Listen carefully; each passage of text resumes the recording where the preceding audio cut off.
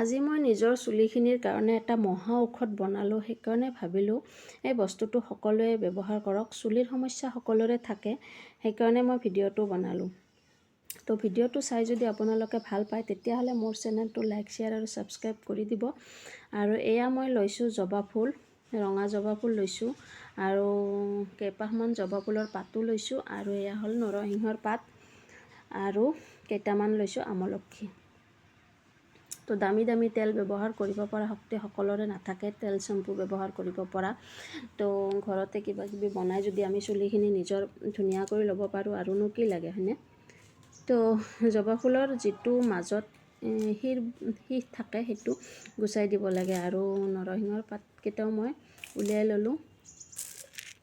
আৰু এটা বস্তু পাহৰিছিলোঁৱে, সেইটো হ'ল কালজিৰা আৰু হ'ল মেথি। তো এয়া দুয়োখিনি লগাই এচামুচমান হ'ব এনেকৈ লৈ লৈছোঁ। আৰু মই অলপ অলপ লৈছোঁ, আপোনালোকে যদি বেছিকৈ বনাব পাৰে তো বেছি ল'ব পাৰে।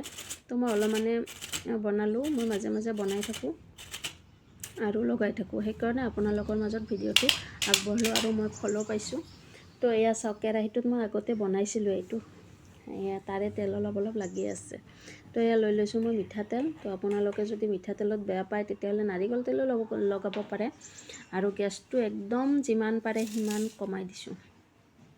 তো তেলখিনি তেতিয়া মই এপদকৈ সকলোখিনি বস্তু দি দিম। এয়া কালজিৰা আৰু মেথি, তাৰপিছত আহিব জবা ফুল, তাৰপিছত আহিব জবা ফুলৰ পাত, নৰসিংহৰ পাত, চবখিনি বস্তু দি গেছটো কমাই দি লৰাই থাকিব লাগিব।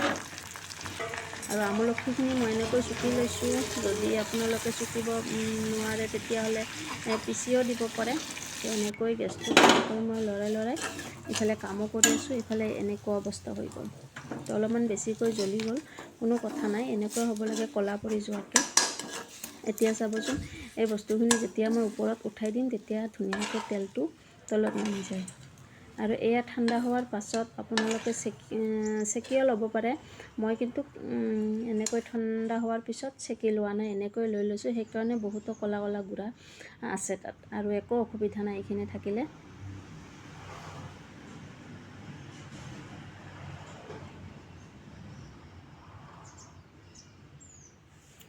আৰু এতিয়া মই এইখিনি মূৰত লগাম। মই ৰাতি লগাইছোঁ দেই, আপোনালোকে যদি ইচ্ছা কৰে দিনত লগাব পাৰে। দিনত লগালে 3-4 ঘণ্টা পিছত চেম্পু কৰিলে হ'ল, আৰু ৰাতি লগালে ৰাতিপুৱা চেম্পু কৰিলে হ'ল। নিজৰ আঙুলিকেইটাৰে ধুনীয়াকৈ একদম চুলিৰ গুৰিয়ে বিচাৰি একদম আঙুলিকেইটাৰে ধুনীয়াকৈ গুৰিত একদম সোমাই যোৱাকৈ লগালে হৈ গ'ল, একো অসুবিধা নাই। এদিন বনাই কেইবাদিনো ব্যৱহাৰ কৰিব পাৰিব, বটলত ভৰাই থ'লে হ'ল। তো আৰু মই এই বস্তুটো আগতে আজি এমাহৰ পৰা মই ব্যৱহাৰ কৰি আছোঁ আৰু ফলো পাইছোঁ, সেইকাৰণে মই আপোনালোকৰ মাজত ভিডিঅ'টো আগবঢ়াইছোঁ। মোৰ চুলিখিনি আগতে বহুত মানে চুলিৰ আগটো ফটা আছিলে, উখি আছিলে, চুলি সৰিছিলে আৰু পকাটো আছে। কিন্তু পকাটো এতিয়ালৈকে কমা নাই, কিন্তু কমিব কিজানি, বেছি দিন হোৱা নাই মই ব্যৱহাৰ কৰিব, এমাহেই হ'ল।